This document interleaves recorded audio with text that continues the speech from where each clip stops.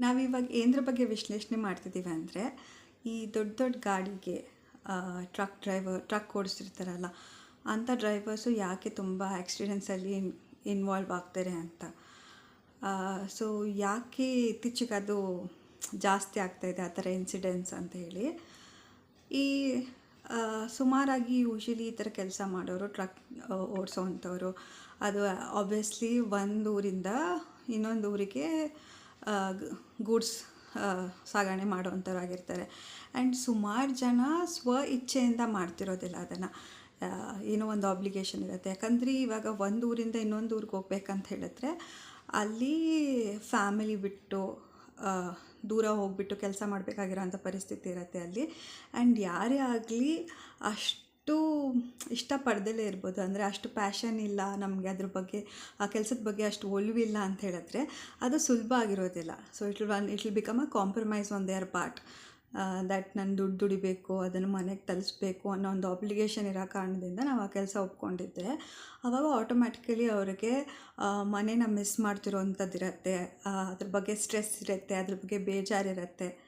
And ಎಷ್ಟೋ ಸತಿ ಅವರಿಗೆ ತಿಂಗಳಾನುಗಟ್ಲೆ ವಾಪಸ್ ಮನೆಗೆ ಹೋಗೋವಂಥ ಅವಕಾಶ ಸಿಗೋದಿಲ್ಲ. ಸೊ ಹೋಗ್ದಲೇ ಇರೋಂಥ ಗ್ಯಾಪ್ ಅದು ಎಷ್ಟು ಜಾಸ್ತಿ ಇನ್ಕ್ರೀಸ್ ಆಗುತ್ತೋ ಅಷ್ಟೇ ಅವ್ರಿಗೆ ಅದು ಜಾಸ್ತಿ ಹೆಚ್ಚಿಗೆ ಮನೆ ನೆನಪು ಕಾಡೋಕ್ಕೆ ನೆನಪು ಕಾಡೋದು, ಅಥವಾ ಮಕ್ಕಳ ಬಗ್ಗೆ ಕಾಳಜಿ ನೆನಪು ಕಾಡೋದು, ಎಲ್ಲೋ ನಾನು ನನ್ನ ಕರ್ತವ್ಯನ ಸರಿಗೆ ನಿಭಾಯಿಸ್ತಿಲ್ವೇನೋ ಅಂತ.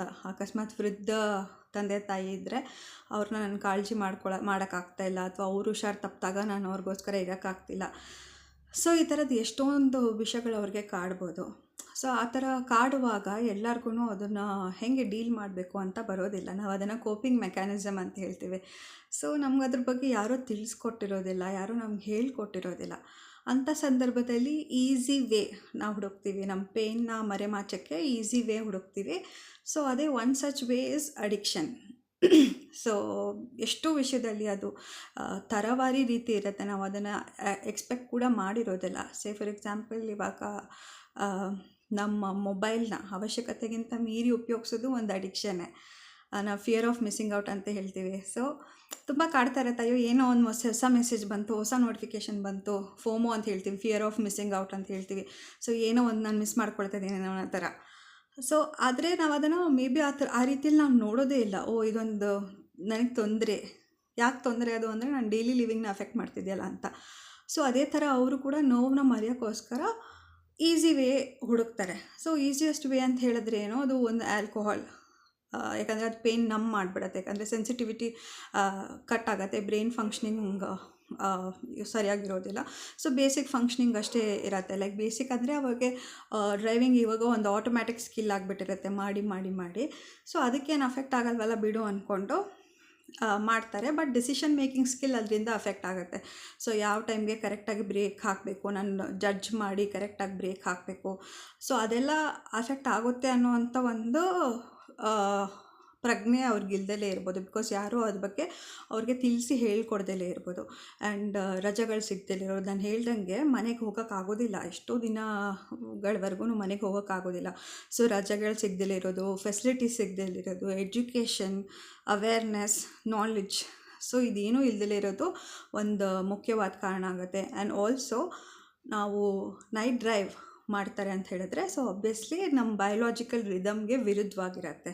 ಸೊ ಒಂದು ಸರ್ಕ್ಯಾಡಿಯನ್ ರಿದಮ್ ಅಂತ ಇದೆ ಅಂತ ನಮ್ಮ ದೇಹಕ್ಕೆ, ಅದು ಇಷ್ಟು ಒಂದು ಸೈಕಲ್ ಫಾರ್ಮಲ್ಲಿರುತ್ತೆ. ಇಷ್ಟು ಗಂಟೆಗೆ ಒಂದು ಸತಿ ಆವಾಗಲೇ ನಾನು ಮಲಗಬೇಕು ಅಂತ ಇರುತ್ತೆ. ಯಾಕಂದರೆ ನಮ್ಮ ಹಾರ್ಮೋನ್ಸ್ ರೆಗ್ಯುಲೇಟ್ ಆಗೋದ್ರಿಂದ, ಹಾರ್ಮೋನ್ಸ್ ರೆಗ್ಯುಲೇಟ್ ಮಾಡುತ್ತೆ ನಮ್ಮ ಸ್ಲೀಪ್ನ. ಸೊ ಇಷ್ಟೇ ಟೈಮಿಗೆ ನಾನು ಮಲ್ಕೋಬೇಕು, ಇಷ್ಟೇ ಟೈಮಿಗೆ ನಾನು ಎದ್ದೇಳಬೇಕು, ಅದೊಂದು ರಿದಮ್ ಫಿಕ್ಸ್ ಆಗಿರುತ್ತೆ ಬಾಡಿಗೆ. ಸೊ ಅದೇ ರಿದಮ್ ನಾವು ಫಾಲೋ ಮಾಡಬೇಕಾಗತ್ತೆ.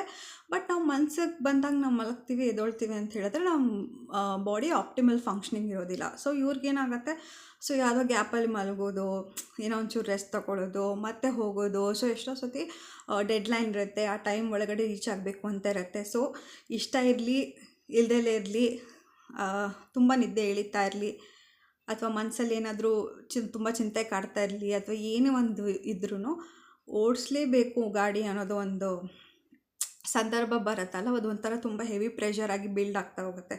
ಆ್ಯಂಡ್ ಆಲ್ಸೋ ನಾವು ಅವರೊಬ್ಬನೇ ಈ ಈ ಪರಿಸ್ಥಿತಿಯಲ್ಲಿ ಬ್ಲೇಮ್ ಮಾಡೋಕ್ಕಾಗಲ್ಲ. ಬೇರೆ ಗಾಡಿಗಳು ಓಡಿಸ್ತಾ ಇರೋರನ್ನು ನಾವು ಈಕ್ವಲಾಗಿ ಕನ್ಸಿಡರ್ ಮಾಡಬೇಕಾಗತ್ತೆ. ಯಾಕೆ ಅಂತ ಹೇಳ್ತೀನಿ. ಬಿಕಾಸ್ ಈ ದೊಡ್ಡ ಗಾಡಿ ಚಲಾವಣೆ ಮಾಡುವಾಗ ಅವ್ರಿಗೆ ಆ್ಯಕ್ಚುಲಿ ರಿಸ್ಕ್ ಜಾಸ್ತಿನೇ ಇರುತ್ತೆ. ಅಷ್ಟು ದೊಡ್ಡ ಗಾಡಿದು ಒಂದು ಮೂಮೆಂಟ್ನ ಕಂಟ್ರೋಲ್ ಮಾಡಬೇಕು ಅನ್ನುವಾಗ ಅದು ಆ ರಿಸ್ಕನ್ನು ಬೇರೆಯವರು ಅರ್ಥನೇ ಮಾಡ್ಕೊಳ್ಳೋದಿಲ್ಲ. ಏನೋ ನಾನು ಸುಮಾರು ವೀಡಿಯೋದಲ್ಲಿ ನೋಡಿದ್ದೀನಿ, ಆಕ್ಸಿಡೆಂಟ್ ಕೇಸಸ್ ವೀಡಿಯೋದಲ್ಲಿ ನೋಡಿದ್ದೀನಿ. ಆ ಗ್ಯಾಪಲ್ಲಿ ಓವರ್ಟೇಕ್ ಮಾಡೋಕ್ಕೆ ಹೋಗೋದು, ಆ ಸಂಧಿಯಲ್ಲಿ ಏನೋ ಒಂದು ಚೇಷ್ಟೆ ಮಾಡೋಕ್ಕೆ ಹೋಗೋದು ಮಾಡ್ತಾರೆ. ಯಾವುದೇ ಬಟ್ ನಮ್ಮ ಮನುಷ್ಯ ಸಹಜ ಮನಸ್ಥಿತಿ ಹೇಗಿದೆ ಅಂತ ಹೇಳಿದ್ರೆ, ನಾವು ಯಾವಾಗಲೂ ಈ ದೊಡ್ಡ ಗಾಡಿಯವ್ರನ್ನೇ ಬ್ಲೇಮ್ ಮಾಡಿಬಿಡ್ತೀವೋ ಅವ್ರದ್ದೇ ತಪ್ಪು ಅಂಥೇಳಿ.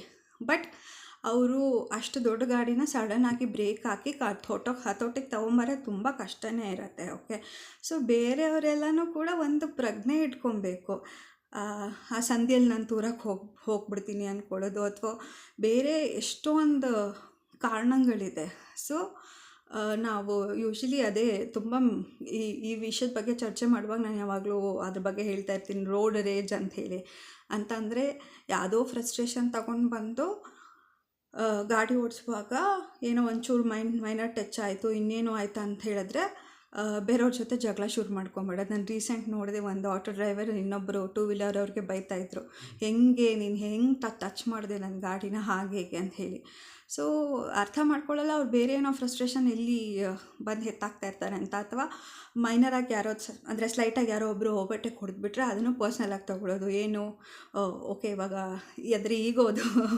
ಈಗೋ ಆ್ಯಕ್ಟಿವೇಟ್ ಆಗಿಬಿಡತ್ತೆ, ಏನು ನಾನು ಓವರ್ಟೇಕ್ ಮಾಡ್ಕೊಂಡು ಹೋದ್ರೆ ನಾನು ತೋರಿಸ್ತೀನಿ ನಾನು ಎಂಥ ಸ್ಕಿಲ್ ಡ್ರೈವರ್ ಅಂತ ಹೇಳಿ. ಸೊ ಈ ಥರದ್ದು ಬೇಜಾನ್ ಎಷ್ಟೊಂದು ರೀಸನ್ಸ್ ಇರತ್ತೆ. ಸೊ ನಾನು ಹೇಳ್ತಾ ಇರೋದು ಏನಂದರೆ, ಅವರೊಬ್ಬರೇ ಕಾರಣ ಆಗಿರೋದಿಲ್ಲ. ಅಕಸ್ಮಾತ್ ಅವ್ರು ಹೋಗ್ಬಿಟ್ಟು ಬೇರೆ ಏನೋ ಒಂದು ಸ್ಟೇಟಿಗೆ ಮೂವ್ ಆಗದೇ ಇರೋಂಥ ಆಬ್ಜೆಕ್ಟಿಗೆ ಗುದ್ದರೆ ಮೇ ಬಿ ಅವ್ರ ಕಾರಣ ಇರ್ಬೋದು. ಬಟ್ ಬೇರೆ ಯಾರೋ ಬಂದು ಹೊಡೆದಾಗ ಅವ್ರದ್ದು ಕಾರಣಗಳು ಇರುತ್ತೆ. ಅದನ್ನು ಕೂಡ ನಾವು ಗಮನ ಕೊಟ್ಟು ನೋಡಬೇಕಾಗತ್ತೆ ಅನ್ನೋದು ನನ್ನ ಪಾಯಿಂಟ್ ಆಫ್ ವ್ಯೂ.